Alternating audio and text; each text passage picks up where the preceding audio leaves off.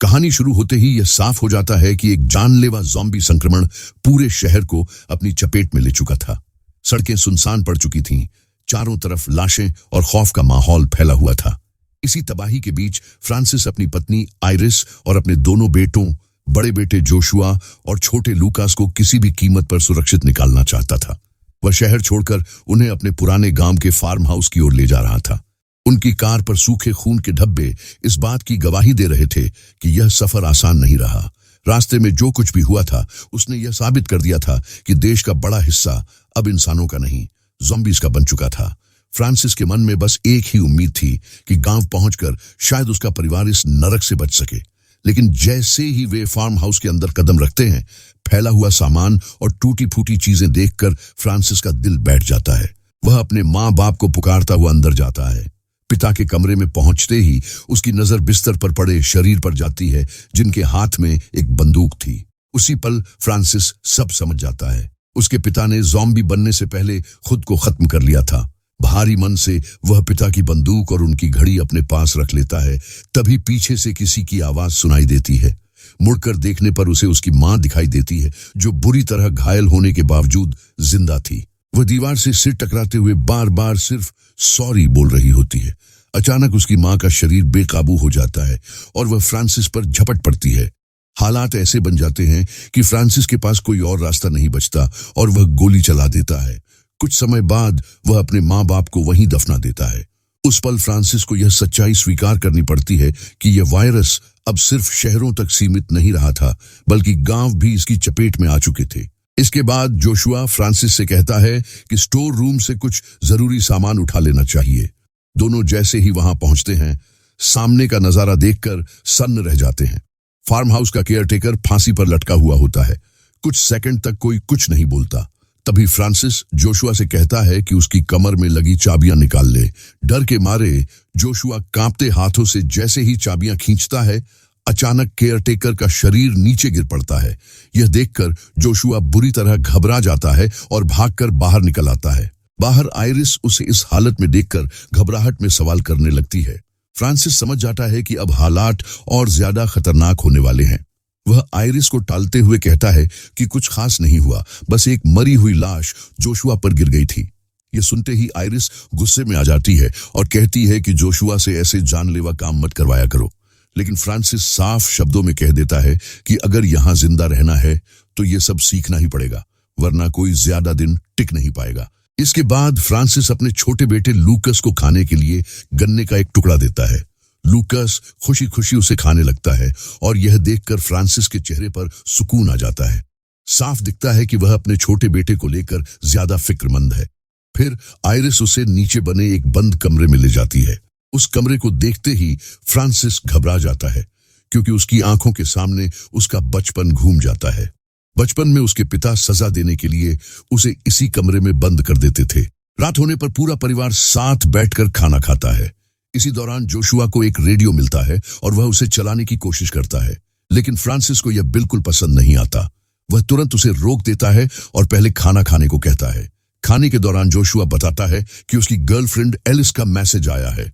वह अपने परिवार के साथ उत्तर की पहाड़ियों की तरफ जा रही है, जहां सरकार ने लोगों के लिए एक सुरक्षित जगह बनाई है। यह सुनते ही फ्रांसिस साफ मना कर देता है। वह कहता है कि वह किसी भी सेफ जोन में नहीं जाएगा, क्योंकि वहां लोगों को जानवरों की तरह रखा जाएगा और खाने के लिए लड़ना पड़ेगा। उसका फैसला साफ होता है, सब यहीं रहेंगे। लेकिन आइरिस को उसका यह रवैया बिल्कुल पसंद नहीं आता। रात में आइरिस फ्रांसिस से कहती है कि जोशुआ से इतनी सख्ती से बात मत किया करो, अब वह बच्चा नहीं रहा। उसी रात फ्रांसिस एक डरावना सपना देखता है। सपने में उसका पिता एक खौफनाक शक्ल में उसके सामने आ जाता है। घबराकर फ्रांसिस अचानक नींद से जाग जाता है और डर के मारे आइरिस को कसकर पकड़ लेता है। सुबह जब दोनों बात करते हैं तो आइरिस साफ साफ कह देती है कि उसे इस जगह पर अब बिल्कुल भी अच्छा नहीं लग रहा। लगातार बुरे सपने और आइरिस की जिद के चलते फ्रांसिस मजबूरी में पहाड़ों की तरफ बनी सुरक्षित जगह पर जाने के लिए राजी हो जाता है। इसके बाद पूरा परिवार गाड़ी में बैठकर निकल पड़ता है। रास्ते में वे देखते हैं कि पुल पर कई गाड़ियां फंसी हुई हैं और आगे लोहे की रुकावट लगाकर रास्ता बंद कर दिया गया है। यह देखकर फ्रांसिस वापस फार्म हाउस लौटने की बात करता है, लेकिन आइरिस बताती है कि रास्ते का थोड़ा सा हिस्सा अभी भी खुला हुआ है। वह गाड़ी से उतरकर खुद रुकावट हटाने की कोशिश करती है, मगर वह जरा भी नहीं हिलती। तभी अचानक उसके सामने एक ज़ॉम्बी आ जाता है। डर के मारे आइरिस भागने लगती है। उसी पल फ्रांसिस गाड़ी से कूदकर बाहर आता है और ज़ॉम्बी को गोली मार देता है, जिससे आइरिस की जान बच जाती है। लेकिन गोली की आवाज सुनते ही आसपास मौजूद और भी ज़ॉम्बी वहां पहुंच जाते हैं और उस गाड़ी पर हमला कर देते हैं जिसमें बच्चे बैठे होते हैं। फ्रांसिस बिना घबराए होशियारी से सारे ज़ॉम्बियों का ध्यान अपनी तरफ खींच लेता है। ज़ॉम्बी उसे पकड़ने ही वाले होते हैं, लेकिन वह किसी तरह उनसे बच निकलता है और उन पर हथगोला फेंक देता है। जोरदार धमाके के साथ सारे ज़ॉम्बी खत्म हो जाते हैं और परिवार बच जाता है। हालांकि अब गाड़ी स्टार्ट नहीं होती। मजबूरी में सभी लोग पैदल ही वापस फार्म हाउस की ओर लौटते हैं। घर पहुंचकर फ्रांसिस साफ कह देता है कि अब आगे से हर फैसला आइरिस की मर्जी से लिया जाएगा। अगली सुबह फ्रांसिस अकेले ही पुल तक गाड़ी लेने जाता है। जैसे ही गाड़ी स्टार्ट होती है, उसके मन में ख्याल आता है कि अगर वह गाड़ी वापस ले आया तो आइरिस फिर से यहां से जाने की जिद करेगी। यही सोचकर वह गाड़ी वहीं छोड़ देता है और वापस लौट आता है। जब आइरिस गाड़ी के बारे में पूछती है तो फ्रांसिस झूठ बोल देता है कि गाड़ी खराब थी। रात को फ्रांसिस घर की लाइटें और ठंडा करने वाली मशीन ठीक करता है और बच्चों के साथ हंसने खेलने लगता है। सब लोग नाचते गाते हैं, जबकि थोड़ी दूरी पर खड़ी आइरिस उन्हें चुपचाप देखती रहती है। उसे महसूस होता है कि फ्रांसिस अब इस जगह को अपना घर मान चुका है और यहीं रहना चाहता है। कुछ देर बाद जोशुआ और लूकास एक पुराना फोटो एल्बम देखने लगते हैं। एक तस्वीर में वे अपने पिता फ्रांसिस और चाचा डिएगो को साथ देखते हैं। लूकास मजाक में कहता है कि जोशुआ बिल्कुल चाचा डिएगो जैसा दिखता है। ये बात सुनकर जोशुआ उलझन में पड़ जाता है। धीरे धीरे उसे समझ आने लगता है कि उसका असली पिता फ्रांसिस नहीं बल्कि डिएगो था। इसी वजह से फ्रांसिस हमेशा लूकास पर ज्यादा ध्यान देता रहा। ये सोचकर जोशुआ का शक और गहरा हो जाता है। अगली सुबह जब फ्रांसिस उठता है तो वह आइरिस से माफी मांगता है और मान लेता है कि अब तक जो कुछ भी हुआ उसकी जिम्मेदारी उसी की है। यह सुनकर आइरिस भी अपने बर्ताव के लिए उससे माफी मांग लेती है। फ्रांसिस उसे माफ कर देता है और कहता है कि आज से वे सब कुछ नए सिरे से शुरू करेंगे। फ्रांसिस भरोसा दिलाता है कि अब वे सब यहीं रहेंगे और बच्चों की पूरी जिम्मेदारी मिलकर निभाएंगे। बात खत्म होते ही वह अंडे लेने के लिए बाहर खलिहान की तरफ जाता है, लेकिन वहां पहुंचते ही उसके कदम रुक जाते हैं। एक पागल कुत्ता मुर्गियों पर हमला कर रहा होता है। फ्रांसिस उसे भगाने की कोशिश करता है, लेकिन तभी वह कुत्ता पलटकर उसके हाथ की कलाई पर जोर से काट लेता है। दर्द और डर से घबराया हुआ फ्रांसिस तुरंत घर की तरफ भागता है। उसे इस हालत में देखकर आइरिस घबरा जाती है। वह फौरन उसके जख्म पर पट्टी बांधती है और कहती है कि अब उन्हें यहाँ एक पल भी नहीं रुकना चाहिए। आइरिस समझाती है कि पागल कुत्ते का काटना बेहद खतरनाक होता है और अगर जहर फैल गया तो उसकी जान भी जा सकती है। वह अस्पताल चलने पर जोर देती है, लेकिन फ्रांसिस अड़ जाता है। वह साफ कह देता है कि वह कहीं नहीं जाएगा। उसके मुताबिक अगर सही तरीके से इलाज हो जाए तो घाव यहीं ठीक हो सकता है। इसी दौरान जोशुआ बाहर सड़क की तरफ जाता है और रेडियो पर सिग्नल पकड़ने की कोशिश करता है। अचानक उसे डेल्टा कैंप का जिक्र सुनाई देता है। वह तुरंत दौड़कर घर लौटता है और माता पिता को सारी बात बताता है, लेकिन फ्रांसिस उसकी बात पर यकीन नहीं करता। गुस्से में वह कहता है कि झूठ बोलना बंद करो। फ्रांसिस मान चुका होता है कि अब इस दुनिया में कोई सुरक्षित जगह नहीं बची है। या तो लोग मर चुके हैं या फिर ज़ॉम्बी बन चुके हैं। रात के खाने के वक्त फिर से डेल्टा कैंप की बात छिड़ जाती है। फ्रांसिस सबको समझाने की कोशिश करता है कि बाहर की दुनिया पूरी तरह तबाह हो चुकी है और वहां जिंदा बचने की कोई उम्मीद नहीं है। उसके हिसाब से यही जगह सबसे सुरक्षित है और उन्हें यहीं रहना चाहिए। अगली सुबह जोशुआ अपने पिता के पास आता है और कहता है कि वह भी अपने परिवार के लिए कुछ करना चाहता है। वह बताता है कि अब वह बच्चा नहीं रहा और उसे अपनी आजादी चाहिए, लेकिन फ्रांसिस उसकी बात अनसुनी कर देता है। वह कहता है कि जोशुआ अभी इतना बड़ा नहीं हुआ है कि अपने फैसले खुद ले सके। वह यह भी कहता है कि कभी-कभी परिवार को बचाने के लिए किसी की जान लेना भी पड़ता है। फिर वह जोशुआ से सवाल करता है, क्या वह ऐसा कर सकता है? जोशुआ जवाब देता है कि अगर परिवार को बचाने के लिए ऐसा करना पड़ा तो वह पीछे नहीं हटेगा। उसकी हिम्मत को परखने के लिए फ्रांसिस उसे बाहर खेत की तरफ ले जाता है। वह सामने निशाना सेट करता है और जोशुआ से गोली चलाने को कहता है। जोशुआ कई बार ट्राई करता है, लेकिन हर बार निशाना चूक जाता है। यह देखकर फ्रांसिस भड़क जाता है।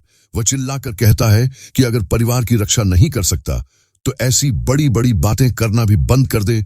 डर के बावजूद जोशुआ खुद को संभालता है, गहरी सांस लेता है और गुस्से में गोली चला देता है। गोलियों की आवाज सुनते ही आयरिस लूकस को लेकर बाहर आ जाती है और फ्रांसिस को रोकने के लिए चिल्लाती है।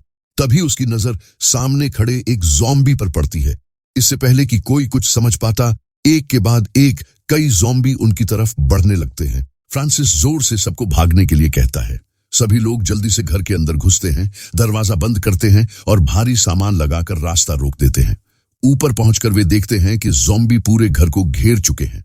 कुछ ही पलों में ज़ॉम्बी दरवाजा तोड़ने की कोशिश करने लगते हैं। फ्रांसिस समझ जाता है कि अब यहां से बच निकलना आसान नहीं होगा। तभी अचानक बाहर एक गाड़ी की आवाज सुनाई देती है। एक आदमी तेज रफ्तार में गाड़ी लेकर आता है और लगातार हॉर्न बजाने लगता है। ज़ॉम्बीज़ का ध्यान तुरंत उस गाड़ी की तरफ चला जाता है। वह आदमी गाड़ी घुमाकर वहां से भाग जाता है और सारे ज़ॉम्बी उसके पीछे दौड़ पड़ते हैं। लेकिन फ्रांसिस गाड़ी को देखकर पहचान जाता है कि वह किसकी है। अगली सुबह फ्रांसिस नदी के किनारे उस आदमी से मिलने जाता है। वहीं उसे पता चलता है कि वह आदमी उसका बड़ा भाई डिएगो है। पिछली रात उसी ने उनकी जान बचाई थी। डिएगो बताता है कि वह माता पिता से मिलने आया था, लेकिन फ्रांसिस उसे बता देता है कि अब वे इस दुनिया में नहीं रहे। डिएगो कुछ समय रुककर मदद करने की पेशकश करता है, मगर फ्रांसिस को यह बिल्कुल पसंद नहीं आता। असल में फ्रांसिस डिएगो से नफरत करता है, क्योंकि शादी के बाद डिएगो का आयरिस के साथ रिश्ता था और जोशुआ असल में डिएगो का बेटा है, फ्रांसिस का नहीं। गुस्से में फ्रांसिस डिएगो को तुरंत यहां से चले जाने को कह देता है। जाने से पहले डिएगो उसे एक नक्शा देता है और कहता है कि अगर जिंदा रहना है तो उत्तर के पहाड़ों में बने कैंप की तरफ चले जाना। वह यह भी चेतावनी देता है कि शहर के ज़ॉम्बी धीरे धीरे इसी ओर बढ़ रहे हैं। फ्रांसिस गुस्से में नक्शा जलाने ही वाला होता है, लेकिन आखिरी पल में रुक जाता है और उसे अपने पास रख लेता है। घर लौटकर वह डिएगो की जैकेट आयरिस को दिखाता है। जैकेट देखते ही आयरिस उदास हो जाती है और बिना कुछ कहे अपने कमरे में चली जाती है। अब फ्रांसिस को लगने लगता है कि ज़ॉम्बी किसी भी वक्त यहां पहुंच सकते हैं, इसीलिए वह दरवाजों और खिड़कियों को और मजबूत करने लगता है। इसी दौरान खेलते खेलते लूकास बेसमेंट तक पहुंच जाता है। जैसे ही वह खिड़की से बाहर झांकता है, डर के मारे जोर से चीख पड़ता है। आयरिस दौड़कर वहां आती है और देखती है कि बाहर एक बूढ़ा ज़ॉम्बी खड़ा है। आयरिस लूकास को समझाने की कोशिश करती है कि यह ज़ॉम्बी बहुत कमजोर है और उससे कोई बड़ा खतरा नहीं है।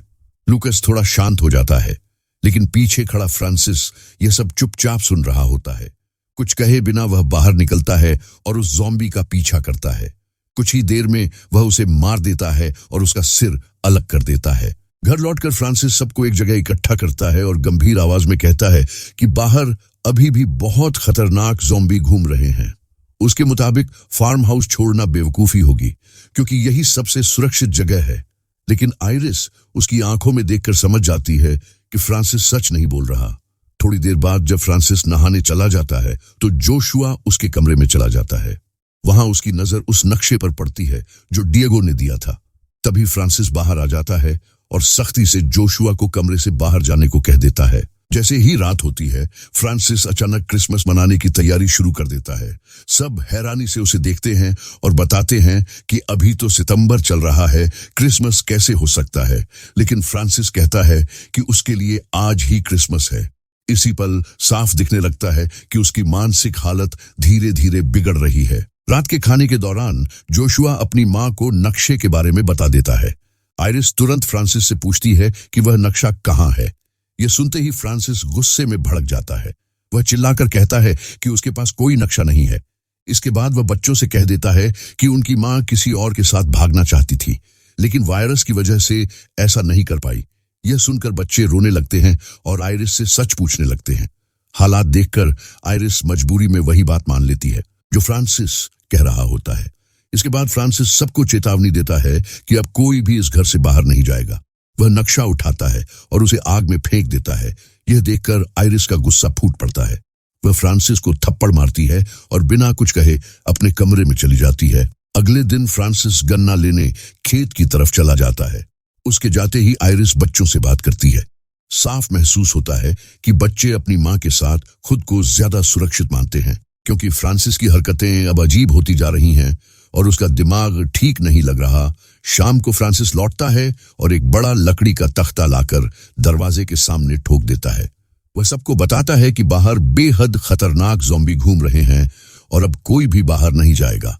वह यहां तक कह देता है कि अगर कोई जाने की कोशिश करेगा तो वह खुद उस पर हमला करेगा। यह सुनकर जोशुआ आगे बढ़ता है और कहता है कि उसके पिता झूठ बोल रहे हैं। वह सिर्फ सबको घर के अंदर कैद रखना चाहता है। जोशुआ की बात सुनते ही फ्रांसिस आग बबूला हो जाता है। वह जोशुआ को जोर से थप्पड़ मारता है, उसे नाजायज औलाद कहता है और गालियां देने लगता है। अचानक दरवाजे पर जोर की दस्तक होती है। बाहर एक सैनिक खड़ा होता है जो मदद की गुहार लगा रहा होता है। फ्रांसिस उसे देखते ही भगा देता है, लेकिन इससे पहले कि वह कुछ और कह पाता, जोशुआ आगे बढ़कर दरवाजा खोल देता है और उस सैनिक को अंदर आने देता है। आइरिस की नजर पड़ते ही समझ आ जाता है कि सैनिक बुरी तरह घायल है। सैनिक बताता है कि वह डेल्टा कैंप में तैनात था। खाने की तलाश में वह शहर गया था, लेकिन वहां ज़ॉम्बियों ने हमला कर दिया। उसके सारे साथी मारे गए और वह किसी तरह जान बचाकर भाग निकला। वह यह भी बताता है कि एक आदमी ने अपनी जान जोखिम में डालकर उसे बचाया था और मरने से पहले इसी घर का पता दिया था। यह सुनते ही सब समझ जाते हैं कि वह आदमी डिएगो ही था। घबराकर आइरिस पूछती है कि क्या डिएगो जिंदा है। सैनिक बताता है कि ज़ॉम्बियों ने उसे चारों तरफ से घेर लिया था और शायद वह अब इस दुनिया में नहीं रहा। इसके बाद आइरिस सैनिक के जख्मों पर पट्टी बांधती है और फ्रांसिस से कहती है कि उसे आज की रात यहीं रुकने दिया जाए। फ्रांसिस मान तो जाता है, लेकिन एक शर्त रखता है कि सैनिक को बेसमेंट में ही रहना होगा। रात में जोशुआ अपनी मां से कहता है कि वह चिंता न करे। वह बताता है कि उसे अब यह सच्चाई पता चल चुकी है कि फ्रांसिस उसका असली पिता नहीं है। इसी वजह से फ्रांसिस उसके साथ इतना सख्त रहता है। फिर भी जोशुआ कहता है कि वह फ्रांसिस को अपना पिता ही मानता है। इसके बाद वह बताता है कि आज रात वह बाहर जाकर सड़क की हालत देखने जाएगा। आइरिस भारी मन से उसे इजाजत दे देती है और जोशुआ चुपचाप घर से निकल जाता है। अगली सुबह फ्रांसिस की आंख खुलती है और वह देखता है कि जोशुआ घर में नहीं है। वह आइरिस से पूछता है कि जोशुआ कहाँ है, लेकिन आइरिस कोई जवाब नहीं देती। तभी फ्रांसिस की नजर खुले दरवाजे पर पड़ती है और वह समझ जाता है कि जोशुआ भाग चुका है। यह सच्चाई उसके दिमाग पर इतना असर डालती है कि वह पूरी तरह अपना आपा खो देता है। गुस्से में वह हथौड़ा उठाता है और बेसमेंट में बंद सैनिक के सिर पर वार करके उसे बेरहमी से मार डालता है। यह देखकर आइरिस और लूकस डर के मारे कांपने लगते हैं। इसके बाद फ्रांसिस आइरिस को जोर से धक्का देता है और वह बेहोश होकर गिर जाती है। जब आइरिस को होश आता है तो वह देखती है कि फ्रांसिस ने उसे और लूकस को बेसमेंट में बंद कर दिया है। दूसरी तरफ फ्रांसिस को वही कुत्ता दिखाई देता है जिसने उसे पहले काटा था। गुस्से में वह बाहर जाता है और उसे बेरहमी से मार डालता है। अब फ्रांसिस की मानसिक हालत पूरी तरह बिगड़ चुकी होती है। वह उस कुत्ते का मांस पकाता है और आइरिस व लूकस के पास ले आता है। वह जबरदस्ती उन्हें खिलाने की कोशिश करता है। आइरिस साफ मना कर देती है। गुस्से में फ्रांसिस थाली फेंक देता है और उसी दौरान एक चाकू नीचे गिर जाता है। आइरिस बिना आवाज किए उस चाकू को अपने पैर से छुपा लेती है। इसके बाद आइरिस शांत आवाज में फ्रांसिस से बात करने की कोशिश करती है ताकि हालात और न बिगड़े। आइरिस धीमी आवाज में फ्रांसिस से कहती है कि उसकी जिंदगी में वह सबसे अहम इंसान है, लेकिन तभी फ्रांसिस की नजर उसके पैरों के पास छुपे चाकू पर पड़ जाती है। उसका चेहरा बदल जाता है। वह तुरंत चाकू उठा लेता है और आइरिस को दोबारा बेसमेंट में बंद कर देता है। आइरिस भागने की कोशिश करती है, लेकिन उसका पैर फिसल जाता है और वह जमीन पर गिरकर फिर से बेहोश हो जाती है। कुछ देर बाद जब आइरिस को होश आता है तो लूकस डरे हुए स्वर में उससे पूछता है कि अब वे क्या करेंगे। आइरिस उसे इशारों में एक योजना समझाती है। लूकस अचानक जोर जोर से चिल्लाने लगता है। उसकी आवाज सुनते ही फ्रांसिस दौड़ता हुआ वहां पहुंचता है। इसी पल का फायदा उठाकर आइरिस उस पर हमला कर देती है। वह फ्रांसिस को बेहोश कर देती है और उसे बेसमेंट में बंद कर देती है। इसके बाद वह लूकस को लेकर बाहर निकल जाती है। बेसमेंट में बंद फ्रांसिस अपने बचपन की यादों में खो जाता है। उसे वही पुराना डर, वही अंधेरा और वही अकेलापन फिर से घेर लेता है। दूसरी तरफ आइरिस लूकस के साथ घर से निकलने की कोशिश करती है, लेकिन दरवाजे पर पहुंचते ही वह सन्न रह जाती है। सामने डिएगो खड़ा होता है। अब वह ज़ॉम्बी बन चुका होता है। डर के मारे आइरिस लूकस को कसकर पकड़ लेती है और वापस घर के अंदर भागती है, लेकिन ज़ॉम्बी डिएगो भी अंदर घुस आता है। वह सीधा लूकस पर हमला कर देता है। अपने बेटे को बचाने के लिए आइरिस आगे आती है, लेकिन ज़ॉम्बी उस पर भी झपट पड़ता है। बेसमेंट में फ्रांसिस उनकी चीखें सुन लेता है। वह पूरी ताकत लगाकर दरवाजा तोड़ देता है और ऊपर पहुंचता है। गुस्से और दर्द में वह डीगो पर टूट पड़ता है और चाकू से उसे मार देता है। इसके बाद फ्रांसिस गुस्से में आयरिस से पूछता है कि उसने उसके साथ ऐसा क्यों किया। तभी लूकस सामने आता है और सबकी नजर उसके हाथ पर पड़ती है। ज़ॉम्बी ने उसे काट लिया होता है। ये देखते ही आयरिस और फ्रांसिस दोनों के पैरों तले जमीन खिसक जाती है। इसी पल फ्रांसिस पूरी तरह शांत हो जाता है। उसका सारा गुस्सा खत्म हो जाता है और वह अंदर से टूट जाता है। वह आयरिस के सामने गिड़गिड़ाने लगता है और अपने बेटे को बचाने की भीख मांगता है। मजबूरी में आयरिस लूकस का संक्रमित हाथ काट देती है और घाव पर पट्टी बांध देती है। ये सब देखकर फ्रांसिस अंदर से बिखर जाता है। आयरिस उसे कहती है कि जल्दी से गाड़ी लेकर आओ ताकि लूकस को डॉक्टर के पास ले जाया जा सके। फ्रांसिस दौड़ता हुआ वैन की तरफ जाता है, लेकिन वहां उसका बड़ा बेटा जोशुआ बंदूक लिए खड़ा होता है। फ्रांसिस को खून से लथपथ देखकर जोशुआ समझ लेता है कि उसका पिता पूरी तरह पागल हो चुका है और शायद उसने आयरिस को मार दिया है। डर और गुस्से में जोशुआ गोली चला देता है। जब जोशुआ घायल फ्रांसिस के पास पहुंचता है तो फ्रांसिस उसका हाथ पकड़ लेता है। कमजोर आवाज में वह कहता है कि उसने हमेशा जोशुआ को अपना ही बेटा माना है। वह उससे माफी मांगता है कि अगर कभी उसे दर्द पहुंचाया हो। यह सुनकर जोशुआ टूट जाता है। रोते हुए वह कहता है कि उससे बहुत बड़ी गलती हो गई है, लेकिन तभी फ्रांसिस वहीं दम तोड़ देता है। जोशुआ फूट फूट कर रोने लगता है। उसे एहसास होता है कि अब सब कुछ खत्म हो चुका है। कुछ देर बाद वह वैन लेकर वापस घर आता है, जहां आयरिस उसका इंतजार कर रही होती है। आयरिस को अभी तक यह नहीं पता होता कि फ्रांसिस अब इस दुनिया में नहीं रहा। अब न फ्रांसिस जिंदा है और न ही उसका भाई डिएगो। पूरे परिवार की जिम्मेदारी अब अकेली आयरिस पर आ जाती है और इसी दर्दनाक सच्चाई के साथ यह कहानी खत्म हो जाती है।